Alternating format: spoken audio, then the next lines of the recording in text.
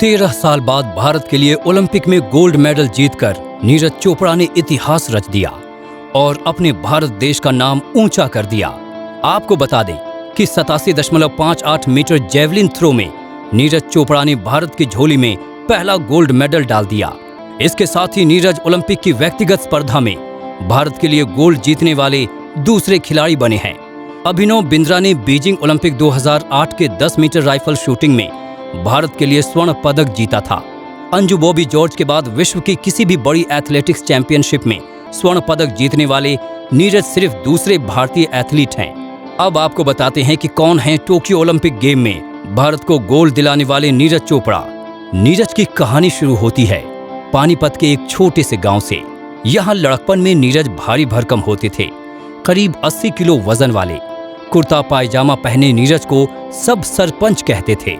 Fitness ठीक करने के लिए वो पानीपत के स्टेडियम में जाने लगे और दूसरों के कहने पर जेवलिन में हाथ आजमाया और वहीं से सफर की शुरुआत हो गई। बेहतर सुविधाओं की तलाश में नीरज पंचकुला शिफ्ट कर गए और पहली बार उनका सामना राष्ट्रीय स्तर के खिलाड़ियों से हुआ। उन्हें बेहतर सुविधाएं मिलने लगीं। जब राष्ट्रीय स्तर पर खेलने लगे तो खराब क्वालिटी वाली जेवलिन की बजाय हाथ में बढ़िया जेवलिन आ गई। धीरे धीरे नीरज के खेल में तब्दीली आने लगी। जब 2016 में भारत पीवी सिंधु और साक्षी मलिक के मेडल का जश्न मना रहा था तो एथलेटिक्स की दुनिया में कहीं और एक नए सितारे का उदय हो रहा था। ये वही साल है जब नीरज ने पोलैंड में अंडर 20 विश्व चैंपियनशिप में गोल्ड मेडल जीता।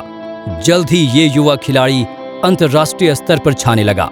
उन्होंने गोल्ड कोस्ट में हुए राष्ट्रमंडल खेलों में 86.47 मीटर के जेवलिन थ्रो के साथ स्वर्ण पदक जीता तो 2018 में एशियाई खेलों में 88.07 मीटर तक जेवलिन थ्रो कर राष्ट्रीय रिकॉर्ड बनाया था और स्वर्ण पदक भी जीता।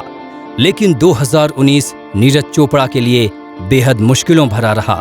कंधे की चोट के कारण वो खेल नहीं पाए और सर्जरी के बाद कई महीने तक आराम करना पड़ा। फिर 2020 आते आते तो कोरोना के चलते अंतर्राष्ट्रीय प्रतियोगिताएं नहीं हो पाईं। हालांकि ये पहली बार नहीं है जब घायल होने की वजह से नीरज को इस कदर परेशानी हुई हो। 2012 में जब वो बास्केटबॉल खेल रहे थे तो उनकी कलाई टूट गई, वही कलाई जिससे वो थ्रो करते हैं। तब नीरज ने कहा था कि एक बार उन्हें लगा था कि शायद वे न खेल पाएं, लेकिन नीरज की मेहनत और उनकी टीम की कोशिश से वो उस पड़ाव को भी पार कर गए। आज की तारीख में भले उनके पास विदेशी कोच हैं, बायोमैकेनिकल एक्सपर्ट्स हैं, पर 2015 के आसपास तक नीरज ने एक तरह से खुद ही अपने आप को ट्रेन किया, जिसमें घायल होने का ज्यादा खतरा बना रहता है। उसके बाद ही उन्हें अच्छे कोच और दूसरी सुविधाएं मिलने लगीं और फिर साल आया 2021 जिसमें 7 अगस्त को नीरज चोपड़ा ने इतिहास रच दिया और भारत को टोक्यो ओलंपिक में पहला गोल्ड मेडल दिलाया। तो ये है देश का सिर्फ गर्व से ऊंचा करने वाले नीरज चोपड़ा की कहानी। आप भी इस वीडियो को शेयर कीजिए और जुड़े रहिए हेडलाइंस इंडिया के साथ।